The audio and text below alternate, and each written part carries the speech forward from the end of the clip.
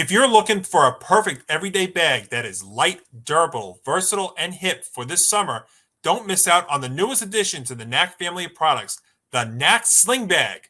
It looks and feels great whether at work or at the beach on a hot summer day. Check out the link in the description to order yours with free shipping on all orders. Thanks to our friends at Knack for sponsoring this episode. If you get a Knack bag, don't forget to post it on social media and tag us at GameOnETB. We want to see you enjoying your Knack bag.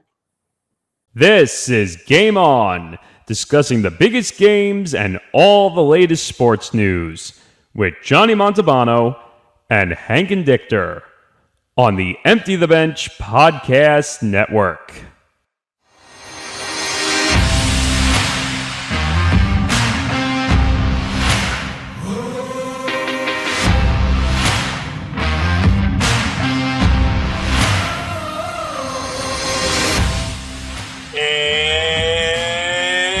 Showtime, folks. It's episode 13 of Game On, presented by Knack. And we got those new Knack sling bags. So make sure you go check out that link in the description there to go get that. I'm Johnny Montalbano along with Hank Indictor. Hank, welcome. How are you? I'm doing pretty well. It was a bad loss yesterday for my beloved New York Rangers, but you know what? Have I lost faith after one bad loss despite winning the first two games? Hell no. I think they're going to be in fine shape, but I'll talk about that later. Just wanted to use that as a little segue to get that rally towel going. You know me all too well. Absolutely, and we will definitely get into the Rangers. We got a lot to discuss here on this episode. And of course, folks, several ways you can interact with us as you listen to the episode. You know, make sure you go check out our social media pages. We're on Facebook at facebook.com/GameOnETB. On Twitter, we're at GameOnETB. On Instagram, GameOn_ETB. And I'm also at Montalbano NY, and Hank is at Ranger Hanky 96. So plenty of ways to interact with us. And we got a lot to get to, as I said. We will get into the Rangers, who are still up 2-1. We'll talk about that Eastern Conference series that is going to continue later on tonight. And we'll also get into some football because we have a lot of football notes. You know, we've got Deshaun Watson. We've got two players retiring. We've got Aaron Donald now with a huge contract to keep him in LA for the next few years. So we got a lot to get to. We got baseball, because what would an episode of Game On be without talking about baseball and good old Rob Manfred? Yet again, he shows his presence this week, and so we will get into that. But Hank, we got to get it going here with a little NBA Finals, as they are now tied at a game apiece after the Warriors bounced back on Sunday night. And you know, when you look at Game 1 in this series, it looked like the Warriors were going to cruise, and the Celtics out of nowhere in the fourth quarter outscore them 40-16, make shot after shot. The Warriors can't, and you had to look into going into Game 2 that the Warriors were going to bounce back, and they did in a big, big way. So when you look at these first two games, what is your mindset or thoughts after the first two? My mindset is I thought the Warriors definitely, for the most part, have looked like the better team over the first two games. I mean, look, that's not like anything. This isn't me necessarily criticizing the Celtics, but for the most part in Game 1, they seem to have a lot of control in that series. Steph was pretty much firing on all cylinders, but then, unfortunately, I think they kind of took their foot off the gas in the fourth quarter. That's when the Celtics practically exploded. Outscored the Warriors 40-16 in that game.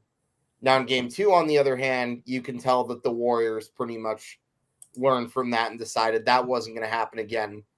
They overcame games where Klay Thompson and Jordan Poole, for the most part, was Poole because he hit that epic half-court shot, were not really up to their best. But, you know, Steph, like a true MVP, put the team on his back. The Warriors pretty much dominated, and the Celtics couldn't really take advantage of pretty much every other Warriors star going cold throughout the game. And, you know, they got their butts handed to them. And, you know, going to game, and now it's a whole new series. It should be interesting to see how it plays out. Going to Boston for the next two, but My prediction hasn't changed. I think the Warriors are still very much in control of this, and I had them winning in 6. Yeah, I said Warriors in 7, and that was actually with the Celtics splitting one of these first 2 games, which they did. And you look at the first 2 games, and both teams really have showed you what this NBA Finals and really what the NBA is all about. It's become a 3-pointers league now, where it seems like everybody and their kid brother, doesn't matter if you're a small point guard or a big man center, are shooting threes, and if you make them, you win. If you don't make them, you don't win. That's what it's come down to. And also your star players. If your star players produce, you're going to win. If they don't produce, they're not going to win, or your valuable players. And we saw that with the Celtics making big shots in game 1, the Warriors not. And in game 2, the Warriors rebounded and the Celtics couldn't. I mean, you look at game 2 for a second here, and our colleague Nick Morganson said it best on his ETB Sports Minute with Marcus Smart and Robert Williams not making shots, and even Jason Tatum not really being there. If those guys are not going to produce, then you're not going to win. And the Celtics had moments this postseason, with Robert Williams being out. They even had a COVID situation with Smart, and Robert Williams has been dealing with a knee problem. So it really boils down to just that. If your big players are going to make their shot. Pardon me, Johnny. Wasn't it Horford who dealt with the COVID, and I think Smart had just a random knee injury, that's right. No, you're right. That's what it was. It was Al Horford with the COVID situation, but Al Horford was another one that had an off night in game 2 on Sunday. So really, it boils down to just very simple fundamental basketball and what the NBA has become now, and it's become a 3-pointers league. And really, that goes to Steph Curry, because if you look at it, I think Steph Curry's transformed the NBA more than anybody has in recent history with what he's done. So it just boils down to that, and that's what you've seen now in these first 2 games, where it comes to big player, it comes to players producing, and if they don't produce, you don't win. And it almost, you may think about it now, if the Warriors, if let's say Steph Curry has an off night, can they survive that? If we've seen it on the Celtics side now, if those guys are not going to have a good night, can they survive? It really hasn't. I mean, when you look at it, Tatum had 28 points in what was that, game 2, but you look at some of these other guys. Brown 5 of 17, Smart 1 of 6. I mean, that's not going to get it done. I mean, the guys that got you to this point, I mean, they got to keep it going. Yeah, for sure. I think with the Warriors, they could. If Steph doesn't have a good game, it's really all a matter of what they would get out of the rest of the guys, like the Pools and the Thompsons and the Greens. So it shows you how deep that the Warriors are. But with that having been said, even with that being the case, I don't think you necessarily want to have a bad game from Steph Curry, because, again, I think it's self-explanatory. I think this guy is the MVP and pretty much the straw that stirs the Warriors' drink, to alter a certain quote from Mr. October. Mm-hmm. Yeah, and it's just some takeaways also from game 2. Jordan Poole, who's been a valuable role player, he continues to get it done. How about that half-court shot? Absolutely. I mean, that just goes to show that's the thing too. You look, the big players for the Warriors. Obviously we know about the Currys, we know about the Klay Thompsons of the world, Draymond Green. But I mean, you factor in now Jordan Poole has been such a fantastic addition to this Warriors team, and he produces and then makes that unbelievable shot. And the Celtics just came back to earth. The guys that got them really the comeback were the one came back to earth in a big way on Sunday. And then also, you got to control the basketball. You turn it over 24 times. That's not going to get it done either. So all those makings now are why we're tied at 1-1. And I tell you, I watched these first 2 games, Hank, and get ready for game 3 on Wednesday night. And my prediction hasn't changed. I think we're still looking at a 7-game series just because of these matchups. And, the Celtics have showed you that those guys can produce, but if they're not going to produce like this, we're looking at a shorter series. Yeah, definitely. I'm really excited for game 3 on Wednesday at TD Garden. Celtics need to have a better showing at home if they're going to have a chance to win this series, because it's amazing how they got past Miami Heat despite only winning one of those games. And it's funny because historically the Celtics have been really good at home in the playoffs. So we'll see how the series swings there. Yeah, definitely. And home court, as I said before, I think home court means Granted, more. this isn't the old Boston Garden, but still, you get what I mean. Oh, absolutely. And the home court, I think in the NBA, home field, home court, whatever you want to say it, I think it means more in basketball than it does in any other sport. But it ultimately comes down to, what Boston team you're going to get, what Warriors team are you going to get going back to Boston for a game 3. And I just a couple of things real quick about this series. I complain about this all the time in the NBA. I mean, can these games start any later? I mean, it's just, and also just dragging this out. So we've had game 1, and between game 1 and game 2, you had a few nights, and now we don't have a game. We don't have a game until Wednesday night. So a few, right? I mean, we're talking about we're going to be here at least through episode 14, and it might be through 15 before we get a champion. I mean, they just dragged this thing out. But between that and also, I mean, if you wanted to talk a little media for a second, it's been very, very strange not hearing Mike Breen for the first 2 games of the series. Obviously, Breen came down with COVID, tested positive. Hopefully, they're saying he's hopefully going to be back for game 3. But definitely a very, very, yeah. Mike Breen's the best. Look, I'm a Knicks fan. And he is the best, and nothing like the combo of Breen and that number 10 jersey that's hanging up on my wall. Breen and Clyde, they're the best locally, and Breen nationally. He's awesome. So, it's definitely different. I mean, obviously a very unusual situation, even though we're 2 years into COVID, but still very, very unusual to not hear Breen and have Mark Jones step in. And I thought he was fine. Look, it's a very, very tough situation to go into something like this when you really don't have a lot of time to prepare. And we hope to have Breen back, and hopefully everything's going to be all right there. But I just had to bring that up. I thought it was so strange, not hearing Mike behind the mic or on the call for an NBA Finals game. But yeah, so we'll find out. This look, the NBA needs. Let's be honest also, the NBA needs a long, competitive, great series because for the most part, these playoffs have been a dud.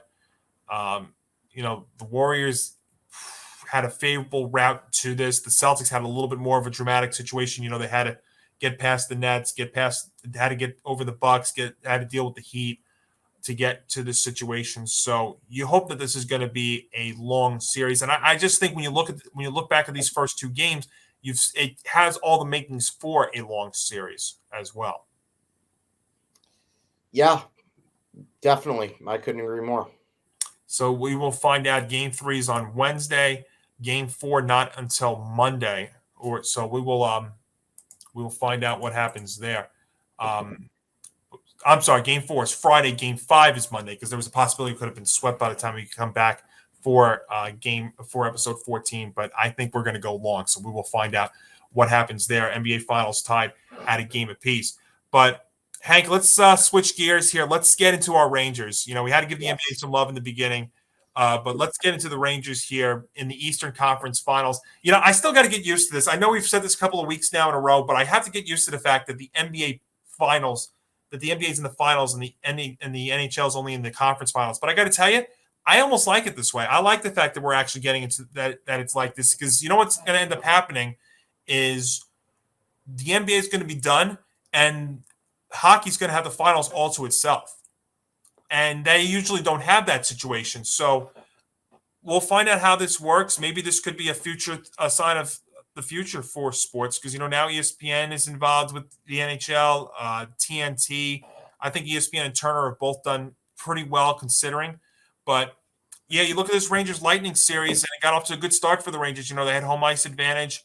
We spoke last week on the show about how the factor of the rust for the Lightning not playing in 9 days was going to be. I think you saw it early on in this series. But, the Lightning have showed signs, and, we'll get into game 3 as well, but Hank, let's talk positive first. The first 2 games, Rangers win them both, do what they need to do, win the first 2 at the Garden before going down to Tampa Bay on Sunday. So, what did you think first 2 games in?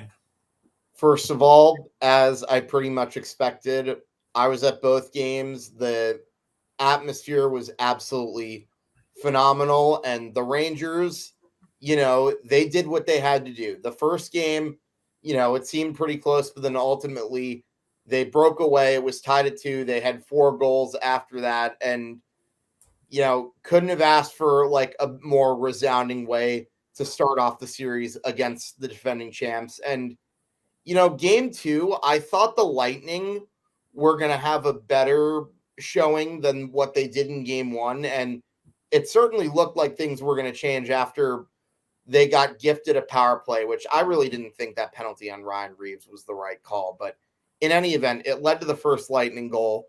But the Rangers tied it right back up in like a few minutes. And I literally was telling one of my fellow season ticket holders at the game, like, hey, if the Rangers can like bounce right back and the Lightning start off strong, they're in great shape. And you know what?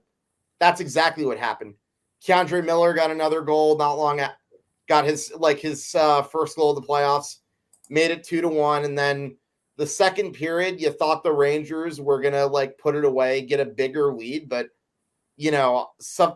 much like what you could say for game 3 with Igor, if the Lightning didn't have Vasilevsky or if they had an average goaltender, I don't think the game is as close as it was. The Rangers were peppering them with a lot of shots, but to enter the third period with the lead, even though it was only 2-1, you still had to feel good about the chances. And then not long afterwards, they got another goal. It was 3-1. And then, the Lightning, by the time the game was like coming closer to an end, the Lightning were like, they were charging. They had the empty net. They scored that power play goal late with 2 minutes left, and then they pulled the goalie, and there was a furious effort. But then Mika Zibanejad made that big clear with 5 seconds left, and right then you knew the Rangers were in good shape with a 2-game stunned lead. And look, last game, that was brutal, but I will say this, even though the Rangers were up 2-0 at one point during that game, I'm going to be honest with you, I never really felt safe with that lead. I didn't think the Rangers were really outplaying the Lightning. I mean, the Lightning certainly were getting a lot of good chances earlier in the game, and then when they had that big goal after one of the Trouba penalties, like you knew it was going to be in for a long one. And then in the third period, they just were peppering Igor like crazy. I mean, more often than not, if your goalie has to face 50 shots, that's not going to be a winnable result. And I want to talk a little bit about Trouba for a second and the way a lot of these fans have been talking about him. Like, look, I get it. You can blame him all you want for the Rangers losing this game because 2 of his penalties led to Lightning goals. But, with that being said, not all of those penalties, I thought, in my opinion, should have necessarily been called, first of all. But that's a discussion for another day. And second of all, I think the hate for Trouba, like on social media after the game, was ridiculous. I mean, you look at not just the hit that he had on Crosby, and that wasn't even a dirty hit. That was like one of the more incidental contact hits that you'll ever see, although there are probably plenty of Penguins fans that will disagree with me. But again, that's a discussion for another day.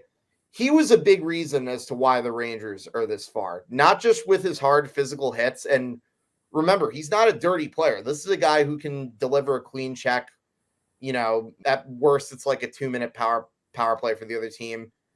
One of the more physical guys, and this is another guy who's like been a true leader on the ice. I think he's pretty much one of the alternate captains too. Like, I don't know how you can really like scapegoat him all that much after one bad loss. And if you're really worried about the Rangers after losing that one game, and look, like I said, you never want to blow a 2-0 lead. You never want to give up a fluky goal near the end of the third period to lose like that. But if you're really worried about the Rangers after that, there's 2 things to think about.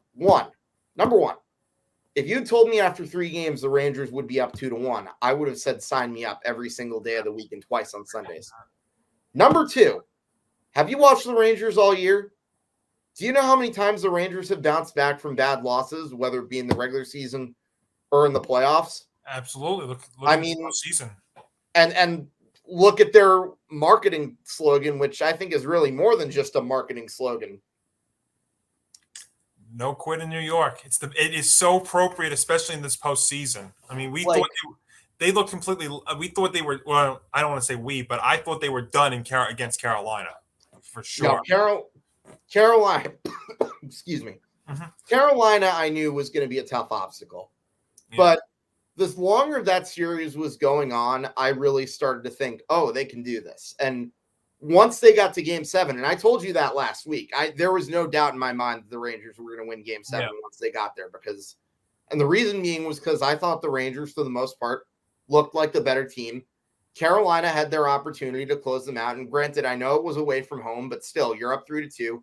You never want to let a series go to Game 7 when you have the opportunity. Couldn't do it. And at the end of the day, the Rangers are still playing and they're on to the next round. And even with that one bad game, another thing to think about, the Rangers only lost that game by 1 goal. And this was the worst game they played probably since either Game 5 against Carolina or Game 4 against Pittsburgh. Yeah. What does that tell you about this squad? Are we really sure we should just give up on them right now just because they lost one bad game to the champs? Come on, Ranger fans on social media, you be better. I think, I'm sorry. It just drives me nuts when when our fan base gets the overreaction can be a little much. And that could be said. Look, that could be said in all sports, really. I mean, we've seen it obviously in football. I mean, I saw it social media. I mean, I know we're going to get to the Yankees in a little bit here, but I saw something on social media that Aaron Boone should be fired because they keep Aaron Hicks and Joey Gallo in the lineup. So, which is just he got to be. I've been mad at Aaron Boone for a lot of things. That's not his fault. Oh my gosh! I mean that one over the weekend that was the one that just you just look at it and it's you got to shake your head. I mean they're 39-15, but as far as the Rangers here, Hank, I'm going to take a little bit of a different approach because there is something, and I had live tweeted this as the game was going on Sunday, and I'll get to it.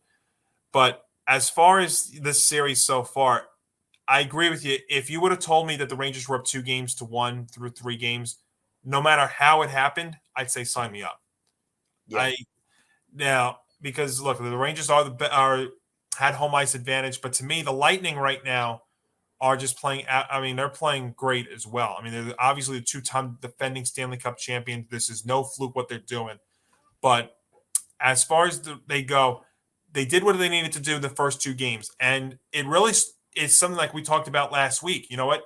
Their big players are producing the Rangers. You know, Mika Zibanejad's been playing unbelievably well. He continues to score goals. Kreider, he's scoring goals. Look, your top players are producing. Igor is continuing to be Igor. I mean, look, a halfway decent goaltender, the Rangers would have lost 6-2 on Sunday. Mm-hmm. It ended up being like that.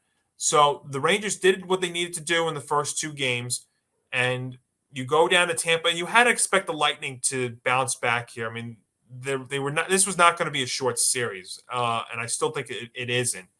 But you look at this game 3, and 5-on-5 it looked totally different than it did on special teams, and there were a fair number of penalties. There was a lot in this game, a decent amount of time where it was 4-on-4, 5-on-4, 5-on-3, even at some points, even 3-on-3 one time for a few seconds there.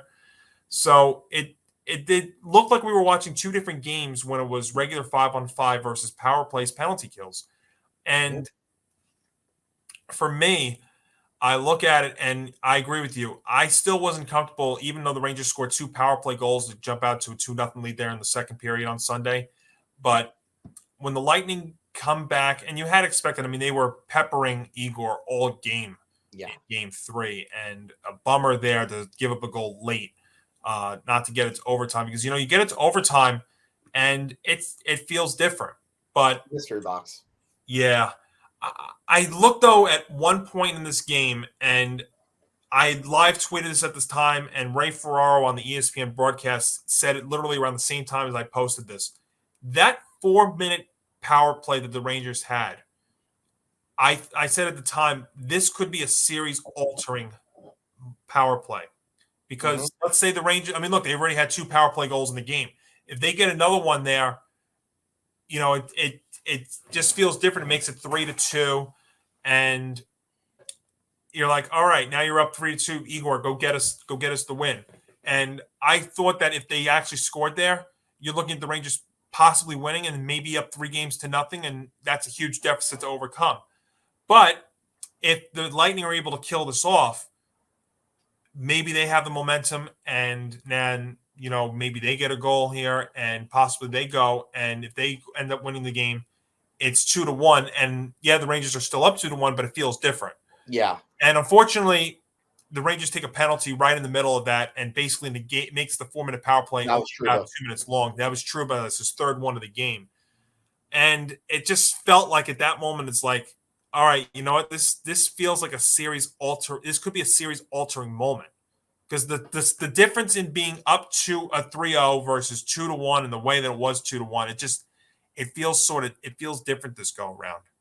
So I sit here getting ready for Game 4 later on tonight, and I tell you, it just the level of opponent that the Rangers are facing this time. It's not like Carolina was great; they were a great team, but you felt like, especially in Game 6 when the Rangers exposed Antti Raanta, that you felt like they had Game 7. This is different. This is Andrei Vasilevskiy. This is Steven Stamkos. This is a bunch of players on this Lightning team, and they're playing without one of their more valuable players in Braden Point. Yeah, so yeah, it just feels different. And the other thing to watch for too going forward here is the injury to Ryan Strome, because it looks like might be playing, according to Go On, after a press conference today. Yeah, it's a big deal, because you're wondering now if that's going to be a factor. And don't forget Goodrow too. That was another critical injury. And yeah, we don't know that situation there. So then now, if you take one of those 2 guys out, and you're changing up your team a little bit here. And that was something you saw the Lightning did. They went from 11 forwards and 7 defensemen to the conventional 12 and 6. And maybe that, had something to do with it as well. So we'll have to find out. Obviously, injuries look, everybody's probably banked up at this point. But, you take one of your valuable players out there, Barclay Goodrow, the former Lightning player who's got experience in this point, Ryan Strome, one of your veteran players. It might alter things a little bit. So obviously, you look at it going into Game 4 here, and what do you think going into Game 4? What are you looking for? I think what you're looking for. The obvious Rangers win, but obviously. I think obviously you're looking for the team as a whole to step it up. I mean, obviously you don't want to let up like 50 shots a game again. And I think the other thing that you're really looking for is try to stay away from the box. I mean, look, again, I said that Trouba getting called for 3 penalties was bad, but I also think there was at least 1 or 2 of those penalties that, probably wouldn't have been called had it been like a normal regular season game. However, with that being said, you also have to remember that Jacob Trouba has pretty much been one of the biggest talks of the postseason with all his big hits. So those could very well be reputation penalties. So with that being said, he's a guy that really, really needs to be careful. And I think the team as a whole needs to stay out of the box, because look, one of the big reasons we won that series against the Hurricanes, they only had like 1 or 2 power play goals in that 7-game series against us. Yep. I don't expect Tampa Bay to struggle like that against us the rest of the way, because, like, again, this is a team that's won back-to-back cups, and they certainly didn't do that by accident. So staying out of the box is a key, playing better defense, and then hopefully finding a way to take the shots at Vasilevskiy. And honestly, we need a better power play. Like, I know they got 2 at the beginning, but late in the game when it mattered, they didn't really come up big. And, you hope that they can just, shoot the puck, and hopefully someone's like there that can tap in a good rebound. I mean, You've seen it a lot with them, like all year long. It drives you nuts, but sure. I don't think I agree with you to the extent that could have been a series changing moment, but with that being said, like, I think this is the game where you really worry about. And like, I've even said it before. If you really look at playoff series, it's usually the even games that are the ones that can make or break a team.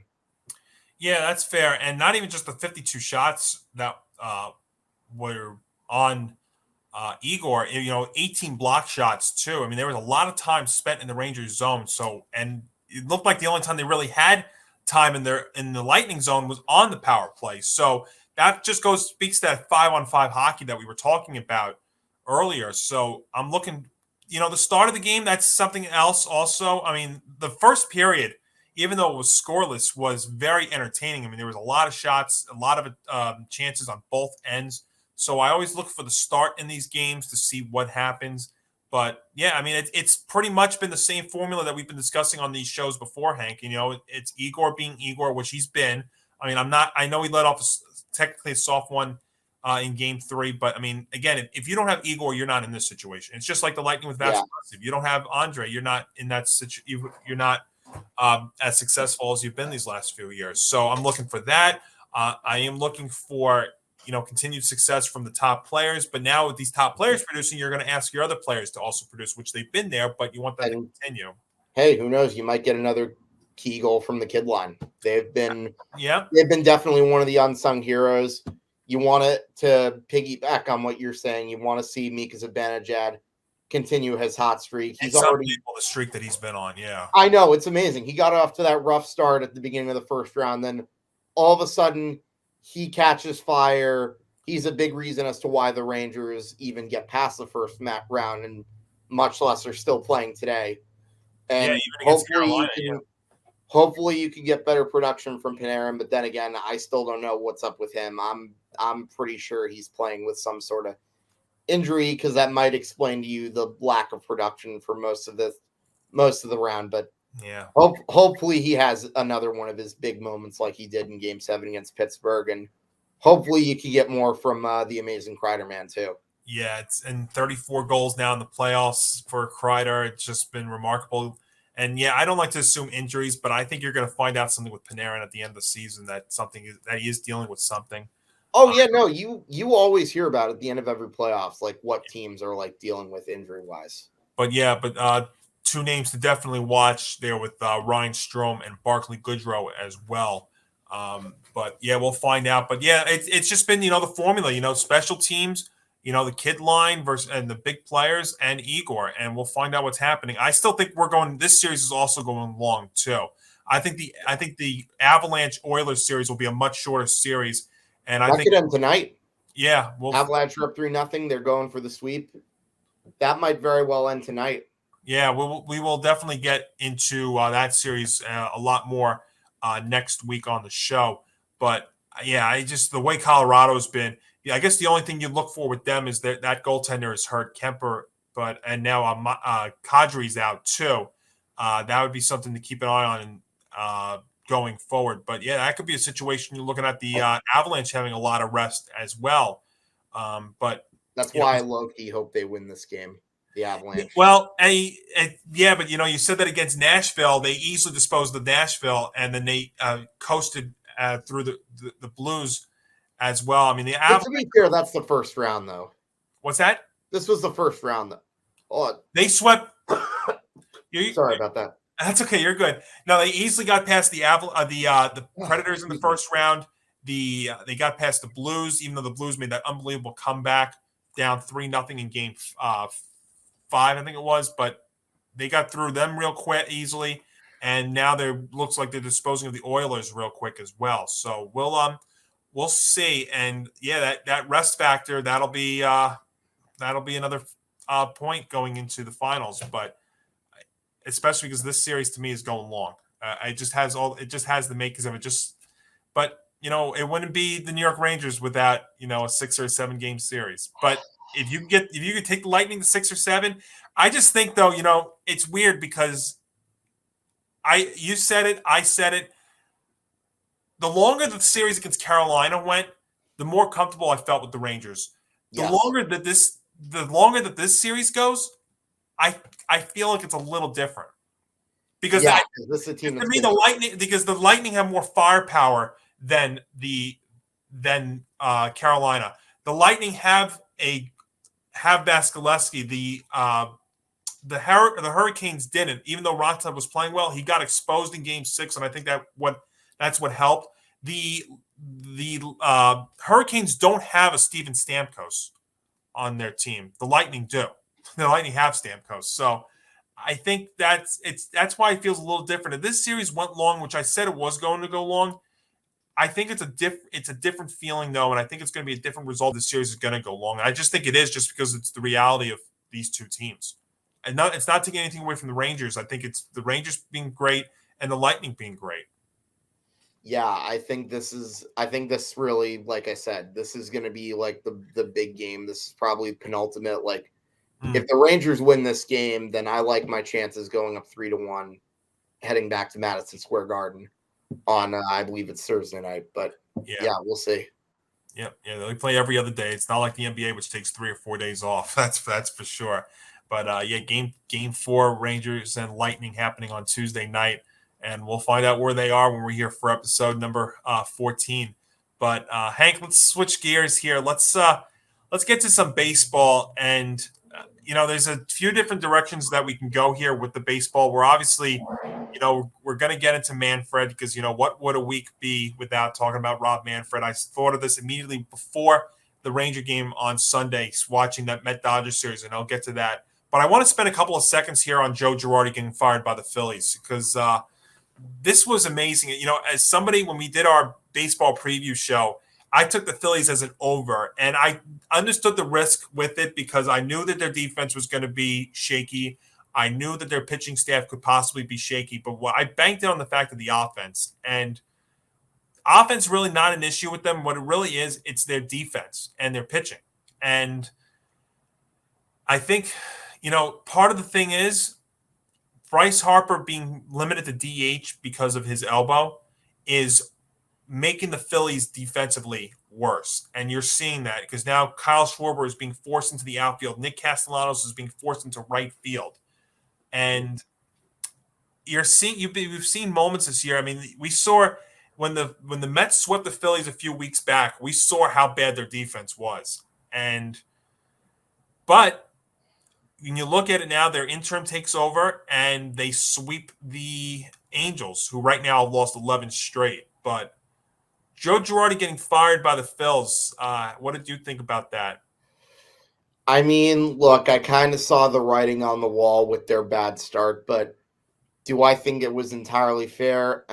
Not really. If you look at the way the Phillies have been managed, I mean, let's put it this way. This is a squad that's always been going after, like, trying to build a really good lineup, but they've never been able to build strong and stable pitching, and look where it's gotten them as a result. But at the same time, I see a lot of Yankee fans now pining for Joe Girardi to come back.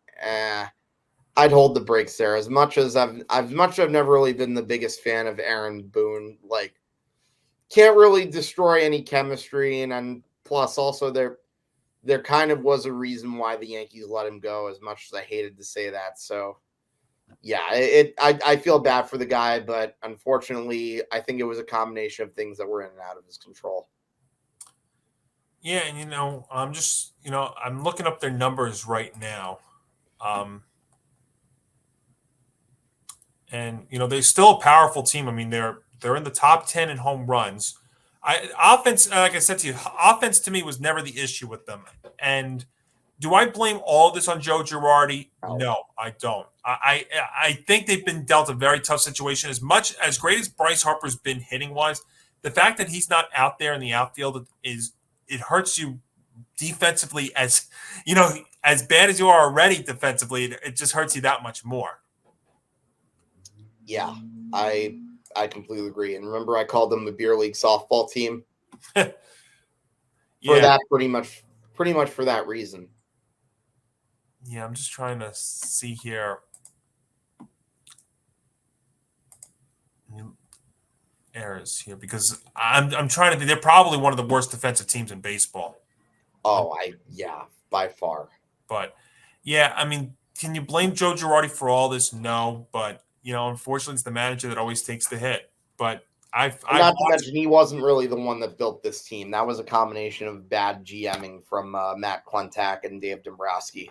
Yeah, it definitely was. And as somebody who took the Phillies as an over this year, it's not looking too good for me. But yeah, so Girardi got fired. But you know what? They go out there and they bounce back in first few games post Joe Girardi. They sweep the Angels, who are a reeling team right now. They've lost 11 straight. They're back to 500. Mike Trout has looked very human in the last few games. It's just incredible. You know, that's another thing, too. You know, the Angels are a big deal right now. They've lost 11 straight, like I've said. And, you know, the continued discussion, Hank, you and I spoke about it before the show. It's been not only that, they're under 500 now. Yeah. And, you know, it's been a talking point a lot with the Angels. They're wasting the careers of both Mike Trout and Shohei Ohtani. It's just unbelievable how you got two of the most dynamic players in the sport, and you just continue to struggle. Yeah, that's another indictment on how horrible of an owner Artie Moreno is. Good old Artie Moreno, I guess. Good old Artie Moreno, yeah. But Artie Moreno better as an owner than Rob Manfred as commissioner. Marginally. Yeah. I'll still take that to the bank all the time.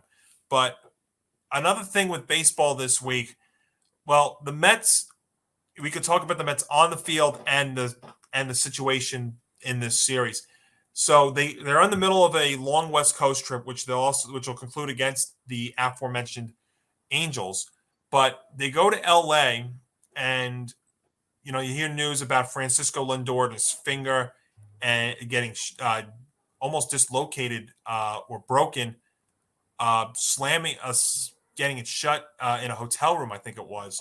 And then Max Scherzer, who's already recovering from an oblique strain, you know, he gets bit by, I think it was his dog out there. And it's like, you almost wonder, you know, when you heard the Lindor injury, the Lindor news and how serious it was, you almost thought people were almost saying same old Mets. And as somebody who has been rejecting that notion because of, you know, the injuries that they talked about with Scherzer and DeGrom, people were wanting to say same old Mets after that. And I'm like, no, this team is different.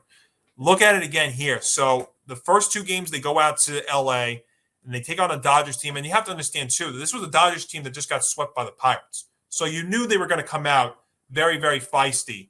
And so you probably were playing them at the worst possible time. You know, it's not like the Angels, who are a reeling team. The Dodgers are not going to have that kind of extended long losing streak.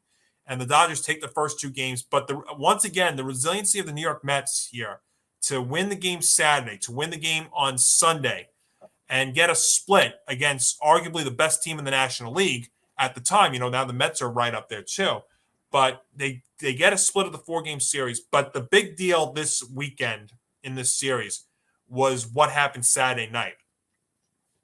And so Dave Roberts is wanting to bring in a position player, and he's not allowed. And the umpires are sitting around because there's a rule that has not really been known about. Obviously, hasn't really been known about because the S&Y crew really didn't know, the umpires didn't know, and that you can't bring in a position player within a certain number of runs. And I'm like, I look at this, I watch the replay, and I'm thinking about this to myself, and two things come to my mind right away. Number one, the rule is a terrible rule. If they want to bring in a position player to pitch, it should not matter what the score of the game is. Let him pitch. How is it any different, Hank? Let me ask you this question: how is that any different than a pitcher pinch hitting for another pitcher, like a Madison Bumgarner pinch hitting when he had his unbelievable streak? It's the same. It's a really stupid rule that just makes no sense. And again, it's another example of what's that phrase that we use again? Oh yeah. You know what? I thought about this, and the first thing I thought about, and I was going to tell you and Nick, our buddy Nick Morganson, good old Rob Manfred, because this rule, which was agreed to with the players in the association, which once again proves that Rob Manfred is awful, the Major League Baseball is awful, the Players Association is awful. They all stink. All right, this is case in point yet again about how all three stink. They agreed to this prior to the 2020 season to outlaw using position players as pitchers in games with a deficit of 5 runs or fewer. Now, here's where it gets crazy. The rule was suspended the past 2 years because of concerns over pitcher injuries prompted by the pandemic, and it was restored this season. Well, wait. If you're concerned about pitchers' injuries, there's a million other things you can do, and this could be one of them. Let them pitch. What is the big deal? You're also gambling, only down by 5, and I say only down 5 runs. You're kind of gambling with a position player pitching in that spot anyway. Why not? Why are we doing this? It makes no sense. It's another silly rule that they're trying to fiddle with, and I don't even get why we're even having this stupid discussion. But again, the guy apparently could have pitched 9th inning if he was designated as a 2-way player. But yet, if it's a regular position player, you're not going to allow it. Why? So we have this rule. We have the the pitcher becoming the DH, that rule too, with Ohtani, the Shohei Ohtani rule, all these things. It's just like you think about this and see, this is where we're getting at here. So this rule combined with the Yankees and the Tigers this weekend, where the Yankees are playing on Apple TV Plus on Friday night and then playing on Peacock on Sunday morning. It brings you back to the shows that we had in February and March about the lockout. And it's like, this is part of the reason that this sport, the damage is done to the sport. And as much as excited as we are, Hank, to talk about the Yankees being in first place, about the Mets being in first place, how they're almost on a collision course for a Subway Series World Series, which I don't know if we're ready to go that far just yet, but I'd love that though. I mean, look, when they play in July and August, those the Mets and the Yankees, when they play those 2 Subway Series 2-game series, which is also another ridiculous thing too. When they play those, there's going to be so much juice to it. I mean, you couldn't ask for anything more like this. I can't remember the last time there's much juice. Probably, I guess it feels like 1985 because that was really the year where both of them were competing for much of the season, even though ultimately, unfortunately, neither made the playoffs. They still ended up winning a total of 97 and 98 games. So, well, I would say probably maybe 1985, although I guess another season you could say would be 2006 because that was the only other year I can remember where both. You know what? The 06, especially because I remember being at Shea Stadium the night that David Wright walked off against Mariano Rivera. That actually could be the last year you could think about those two, that they were really those 2 teams being that good. But you have to remember that was also in May when that walk-off happened. So you didn't know if it was going to last all season. But it really, the last time these 2 teams were this good for this long was probably 2006. I mean, you want to say maybe 15 when the Mets made the World Series, but no, the 15 Yankees kind of had a slumping second half. I don't know if I'd say that. And also the Mets didn't look like they were going anywhere at the beginning of the 15 season. So that's why I say, the Mets have a legitimate manager for the first time since that year when Terry Collins, who was so underappreciated as Met manager. Collins was good. Yeah, I have this argument. There are a lot of friends that are Met fans that, and even on social media that I always argue and debate this with. Terry Collins was so underappreciated as Met manager because that guy did more with less with the Mets than any other guy I can remember with the organization. But let me get back to this, though. So we have this rule. We have the Peacock. We have Apple TV Plus. We've got the Shohei Ohtani thing. And, oh, yeah, I forgot. We haven't even talked about what's going to happen next year with the bases, with the pitch clock, with the banning of the shift. In this sport, it's like you want to be so excited about the Mets and the Yankees right now. And this stuff happens this weekend with the Mets and the Dodgers and then the Yankees and the Tigers. And it just brings you back to the February and March, conversation and stuff about the lockout. And you just remember how much damage the sport has gone through and is continuing to go through because of things like this. So with all of this stuff, I mean, I know I threw a lot at you, but take it away. And by the way, yes, good old Rob Manfred. You're doing it. You've once again done it again. Yeah, it's really weird with all the damage that's been going on. I've been trying to enjoy the season, and to a certain degree, I still am, just because I still say the Yankees are exceeding not just yours, but my expectations too. if you had told me they would be close to 40 wins by like early June, I don't know if I would have believed you, but I would have totally signed up for that.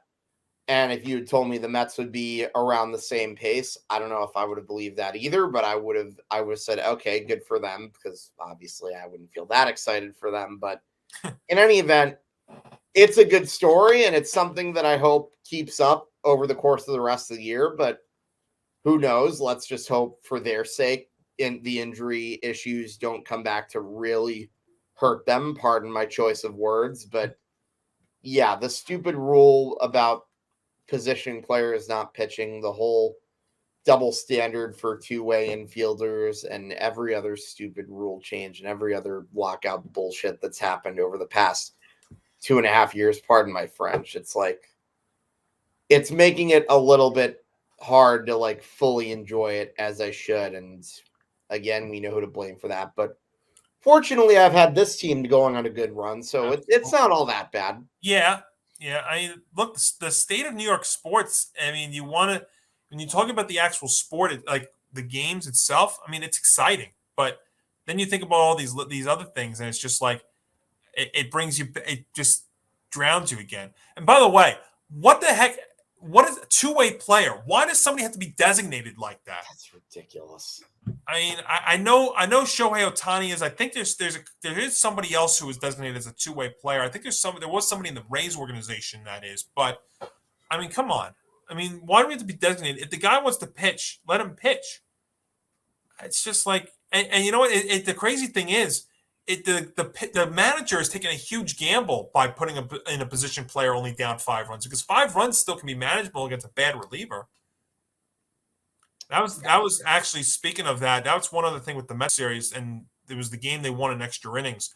They brought in Edwin Diaz in the 8th inning when they were up 4-2, and instead of going to either their setup man, or instead of using would have been Seth Lugo, or instead of using Edwin Diaz for 6 outs, they just Buck Showalter brought in Diaz in the 8th inning after the Mets took their lead down. They were down 2-1 in the 8th and scored 3 runs in the top half to take the lead. They brought in Diaz as like in a shutdown inning, and then they brought in Seth Lugo in the 9th.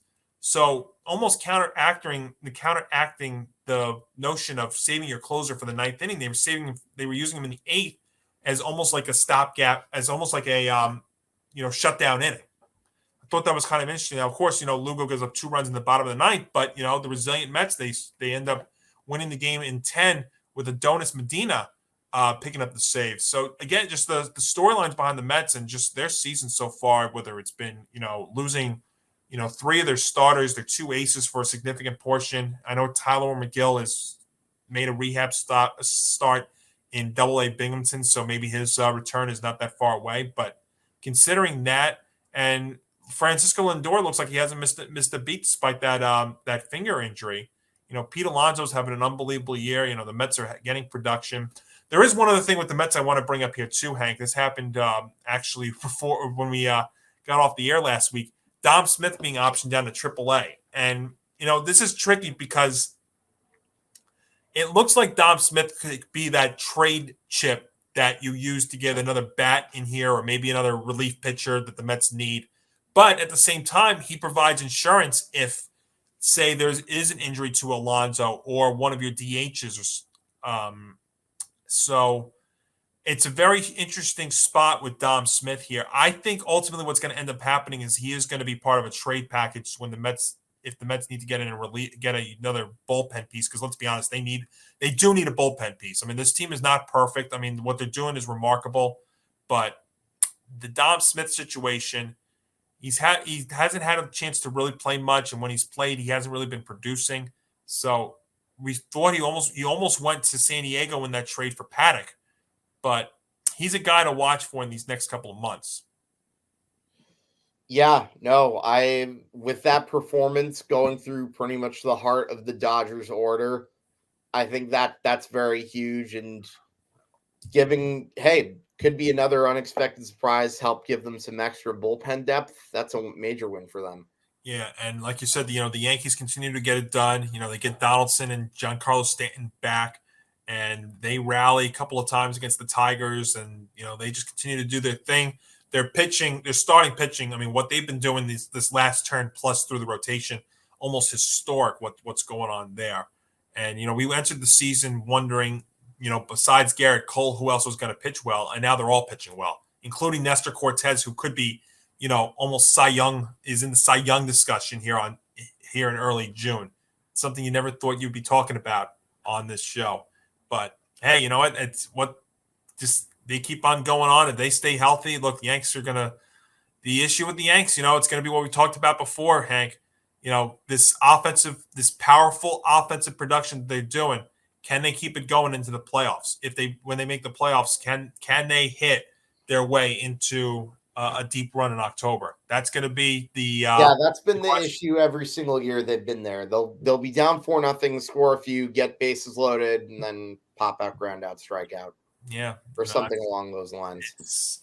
That's what you're going to have to watch here as we continue on. But it's great. You gotta love what you're seeing in Queens and in the Bronx. But a few more minutes to go here in the show, Hank, and let's get a little football talk here into the course of the conversation. And obviously, we got to start on a little bit of a serious note with football, because the big story that's been talked about here for the longest time has been Deshaun Watson. And in the last week or so, we know about the 22 lawsuits that have been filed against him that have been pending. But since the HBO special that came out, there have been 2 more lawsuits, and now a 24th one filed recently against Deshaun Watson. And so the lawsuit, this latest one, alleges that the plaintiff massaged Watson twice, and the first lawsuit was cut short because, quote, Watson had to leave abruptly after taking a phone call, and also alleges that Watson exposed himself and offered no apology or explanation for his conduct. So what we're looking at, we're still waiting to find out what exactly the punishment for Watson is. And I tell you, you look at now these 2 lawsuits that have been filed since the special, the HBO special. It's a tough topic to talk about, but obviously it's a big deal because Watson getting the $230 million fully guaranteed contract from the Cleveland Browns after them trading for him from the Texans for multiple first-round picks as well. And it's the more that you read into this story with Watson, it's just sounding worse and worse. And I guess then the next thing is, if this ends up all being true, the penalty for Watson. You're talking 24 cases now. I mean, it's a tough thing to talk about. But what do you think about all this? He's in big trouble, and there's no way he plays a snap in the season now with all that stuff having come out. I mean, look, he dodged a bullet with the first 20 plus accusations, but if more are coming out, how are you going to be able to defend this guy? You can't. Yeah. It's, you almost start wondering now with all with this happening, the suspension, if this ends up all being, if all this stuff is true, you almost start wondering now the suspension is going to go north of a year.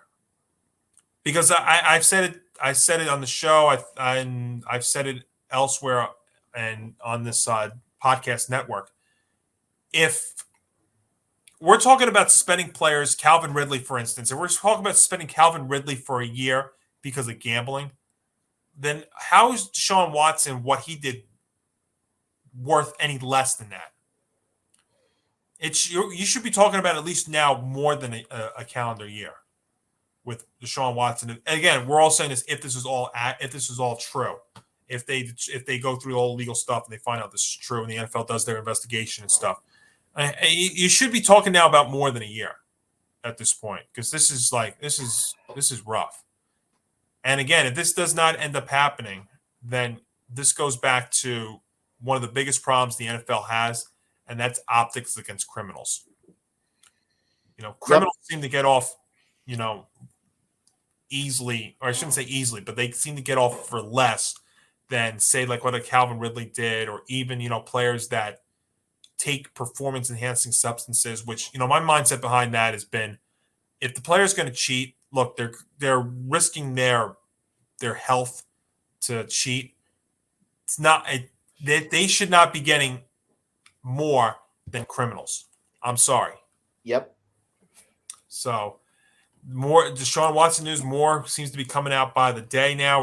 We already had 2 now since the HBO situation, and you wonder where it goes from here. But we will find out, and obviously this is a big deal because as far as a football side to all of this, you've got Watson, who the Browns backed up the Brinks truck to get, not only in picks but in money, and then you have Baker Mayfield, who I don't know the way Baker Mayfield continues to act. You want to talk about somebody who may not be playing for at least a year? I mean, that's Baker. Like I said, teams that are desperate for a QB, like the Seahawks, like the Carolina Panthers. The thing is, too, now we're into June, Hank. Yep. These teams would have made a move for a quarterback already, would have made a move for Baker Mayfield already if they really wanted him.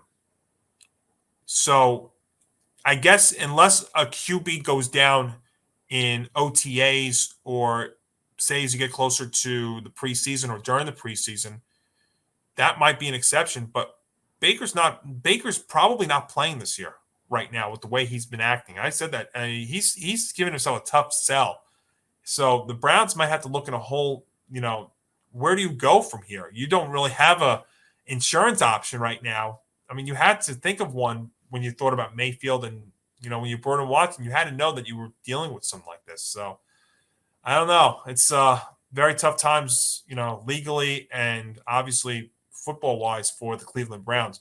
A couple other football notes here real quick. We had 2 retirements this past week, Ryan Fitzpatrick and Frank Gore, both very interesting careers. Frank Gore is kind of underrated. For Ryan Fitzpatrick, the grad out of Harvard, went to multiple teams, had a long career. That's one thing to look at with Fitzpatrick, a very long career, especially for a quarterback. It is a pretty cool, remarkable situation. And there's already been talk about Fitzpatrick maybe going to Amazon or maybe taking a media job. That'll be something to watch. He has that kind of personality to me that I think would actually make a good broadcasting person. But, Frank Gore, almost very underrated too with his career. Gore's one of the best running backs in NFL history, and no one really talks about him. I always felt that way. He's consistently, I'm looking at his numbers right now. He's consistently had years where he had like 1,000 yards running during his prime with the San Francisco 49ers and good receiving yards too. Also pretty consistent. He's been at or near 400 receiving yards too. So he was a guy that really was like kind of somewhat of a dual threat when you really looked at him when he was in his prime. And he was a big reason why the 49ers came pretty close to winning a Super Bowl in the early 2010s. And as far as Ryan Fitzpatrick goes, he's had quite an interesting career. He's played over 10 years for a lot of different teams. He was a journeyman, bounced around, and I think he's one of the few players with a career of 10 plus years who never really made it to a Pro Bowl or never really led his team to the playoffs. Yeah, we obviously know the Fitzmagic bit, but that veteran presence, he's that kind of guy that, you can keep in the league for years and he can mentor the young QBs. So yeah, you're right. He is one of those. And Frank Gore, especially in this day and age in football where you have to be concerned about your running back because you don't know how long running backs' careers are usually not that long. Frank Gore's was pretty long. And, you think about the last couple of years, he was like hanging on there. He had some time with the Jets, but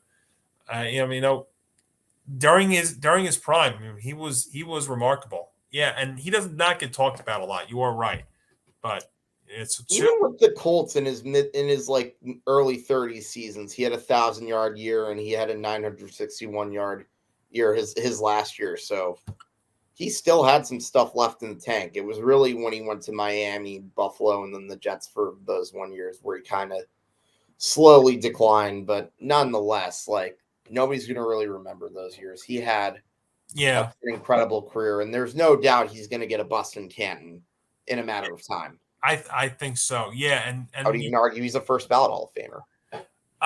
It's possible. Yeah, he'll get there. I don't know if see, running backs even in their 30s don't put up those kind of numbers though anymore. So yeah, and now I know his role also changed a little bit towards the end there too. That's why his numbers did go down as well. But yeah, not many 30-plus-year-old running. I mean, first of all, it's not often you even have a 30-plus-year-old running back starting. I mean, if you're playing that long, because you would come out of college at what, like 22 or something. So you're talking 10 years in.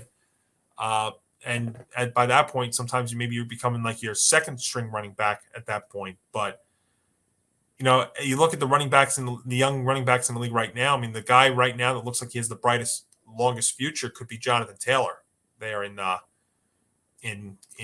Indy. But like we've talked, like we've seen, like we know firsthand, Hank. Running backs, you never know with them. Look at Saquon Barkley, he had a great rookie year, and since then, he's had a tough time staying healthy. So that's the risk you take with a running back in this day and age. But yeah, so two very interesting storied careers, both in the QB and on the running back, both retiring this past week. And then one bit of big news that broke late on Monday is about the Rams signing Aaron Donald. They reworked his contract, so now he's going to be making $95 million through 2024. And I'll read you the full details here. So no new years were added to his deal. I mean, he originally had a contract through 24, but now he's going to make $65 million by 2023 and $95 million by 2024. So he's averaging about $30 million a year. He is now the first non-quarterback to make over $30 million a year. So you take Aaron Donald and you add in with the Bobby Wagner move that the Rams made in the offseason, and then also bring in, and then obviously Jalen Ramsey, we know that. So think about those three together just on defense. And as much as we've talked about the Bucs maybe winning this offseason with Tom Brady going back after the 39-day retirement and how weak that NFC South is, the Rams are saying not so fast. Super Bowl champions, you know what? They're going for at least a repeat with these big moves and trying to run it back. Yeah, they are. And Aaron Donald, there's been reports about him retiring maybe, or even not even reporting to camp. And now, obviously, we don't have to worry about that now with a big contract being made. But look at the Rams now, and those three guys solid on defense. They also re-signed Stafford. They gave him a 4-year extension. So the Rams, they're going for it again. Good for them. That's part of the reason why you don't really see teams repeat, is because the money situation. These guys, the big guys that contribute, then end up becoming free agents and they end up going somewhere else. But they've kept, the quarterback, and now Donald, who obviously still want to talk about a first ballot Hall of Famer. I mean, he's going down that road right now. But I love what the Rams are doing here, because not only do they have their key pieces, when they even brought in Bobby Wagner, they brought in a position that they really didn't even have during the Super Bowl run. And so I love what the Rams are doing here with this. This is amazing. So we've got a fun fact for you. Aaron Donald is one of 3 defensive players since the 1970 merger to earn a Pro Bowl selection in each of his first 8 NFL seasons. Only 2 other guys to have done it, Lawrence Taylor and Derek Thomas. Yeah, it's crazy. And it's amazing how the Rams could even afford to make a move like that too, since they've gone all in just to even win that Super Bowl last year. All that really just to take down a 44-year-old quarterback. Well, the thing is, though, I know Odell Beckham got hurt in the Super Bowl, but they don't have him. Andrew Whitworth retired, so they did lose a couple of pieces there, but they are still very deep in a lot of positions. And if you look at the NFC West, obviously the Seahawks are they're rebuilding. I want to say, you want to say they're restructuring. I would say rebuilding. The 49ers, we don't know really if Jimmy G is going to be their quarterback or if they're going to go in a different direction. They're going to go with Trey Lance. So, the pieces are there, really, when you look at it. Kind of a favorable NFC West, a favorable conference in general in the NFC, which really, like we talked about, the Rams, it's the Rams, the Bucs, and the Packers. And then everybody else could throw into a loop. I mean, it's not crazy to think you're talking about teams that are 500 or under making the playoffs in the NFC in a decent seeds. So I love what the Rams are doing here, because they're still deep in other positions and they're going for it. And they even addressed the position when they brought in Bobby Wagner. that was a spot where the Rams have been lacking for such a long time, and now you bring him in. If they're all healthy, I mean, that defense is – with Stafford's doing what he's doing in that defense, and then you factor in, Cooper Kupp, I mean, it's dangerous. You wonder what the money situation, but heck, you've already got a Super Bowl. You're going for at least another one with all this stuff. I love it. Yeah, good for them. And again, we'll see if Les Snead's continued gamble continues to work, if they can run it back.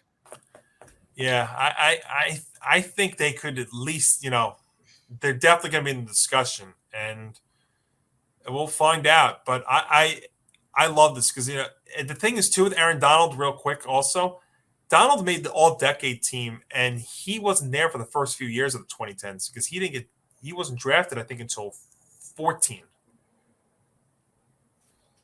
No, that's true. You know what tells me, though, is the Giants could have had Aaron Donald, but instead we had to take Odell Beckham. We could have had a lot of things. Yeah, but, hopefully those bad years are past and we're transitioning to better times a little bit. Yeah, I know. Of all the things the Giants could have had and what they end up having, and I still have to deal with for a couple of years. But then the other factor is, too, though, this is the other thing I think about as well. How would he have fit? Would he have fit well? Because sometimes, when you think about names and you take position, you just take names because they're there. I mean, we've spoken about that before, with Saquon Barkley. It's been talked about. But hopefully better years are ahead for the Giants. I think they are going to be relevant throughout this season. I think they're going to be relevant throughout this year, which is really all you can really ask for. If we could talk about relevant stuff with the Giants and the Jets through past Halloween, that would be nice. But, just unprecedented what's going on out there. I'm tired of Giants season ending before Yankee season. Well, it could happen again this year because, I mean, if we're not relevant by Halloween and the Yanks are playing the World Series, I mean, that'd be one thing. Yeah, we'll see. I mean, you have to think about that, though, too. I mean, maybe the Yanks are playing into November, and, we'll find out. There's a lot of things to watch for with the Giants this year. You have to watch because you have to find out where the future QB is going to be. You have to find out, Barkley, if he's going to be on this team in the future. Hopefully after this year, they'll have some money that they can work with. So I trust Shane. I trust Dable. Look, Brian Dable's been at Ranger games, so he's at least making his presence there. So, you can definitely tell he's been a good hire just on that point alone. I love that. I love seeing him there. Some of the Yankees have been there. Some of the Mets. Shane's been there too. What's that? Shane's joined him too. Yeah. No, I mean, look, that right there proves that this was a great signing, both of them, right? Yes, sir. Giants can go 1-16 this year, and it'll be okay. Oh my god. No, I don't think. Look, I said this too, and I know we'll get into this a lot more as football season gets closer. Giants are going to have more wins this year. They're going to be relevant. I'm not ready to say they're a playoff team, but I think they're going to be relevant, and they're going to have more wins. And part of that is because the NFC is really bad. So they'll get some more wins, especially with a more favorable schedule. But we'll definitely talk about that a lot more as it gets closer. But no shortage of topics again today, Hank. That was a lot of fun, and we'll find out. We got a lot of interesting things coming up here. We've obviously NBA Finals keep rolling on. Rangers, hopefully, keep this unbelievable ride going. Football news. We've got baseball still going on. So, folks, it is all here for the taking. But of course, folks, we're presented by Knack. Make sure to click that link in the description, and you'll get an order the Knack Sling Bag. And you'll get free shippings. And also subscribe to the Empty the Bench podcast network so you can catch all of our shows. And, of course, including Empty the Bench, which is now on Wednesdays at 3 p.m. Eastern. So if you're looking for that, again, Wednesday at 3 p.m., their new time spot, a new day and time. So for Hank and Indictor, I'm Johnny Montalbano. Episode 13 of Game On is in the books. And the two of us will talk to you again for episode 14 next week.